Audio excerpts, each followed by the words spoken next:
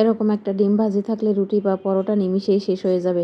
আর 2টা ডিম দিয়ে পরিবারের সবার জন্যই রুটি খাওয়ার উপযুক্ত হয়ে যাবে। এই সিজনে সবার ঘরেই মোটামুটি বিভিন্ন ধরনের সবজি থাকে। আমি নিয়েছি অল্প একটু ফুলকপি গ্রেট করে, অল্প একটু বাঁধাকপি কুচি করে নিয়েছি, তারপরে কাঁচামরিচ, পেঁয়াজ, ধনেপাতা এগুলো সব কিছুই আমি খুব ভালো করে মিহি করে কুচি করে নিয়েছি। লবণ স্বাদ মতো আর 2টা ডিম ভেঙে দিয়েছি।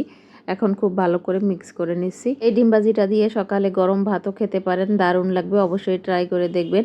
এখন আমি একটা ননস্টিক প্যানে তেল নিয়ে নিছি প্রয়োজন মতো। তারপরে তেলটা গরম হয়ে গেলে ডিমটা ভালো করে হাত দিয়ে ছড়িয়ে দিচ্ছি। আর তারপরে আমি এদিকে লো ফ্লেমে দিয়ে দিচ্ছি চুলার আঁচ, কারণ খুব হাই ফ্লেমে দিলে তাহলে ডিমটা পুড়ে যাবে, খেতে ভালো হবে না।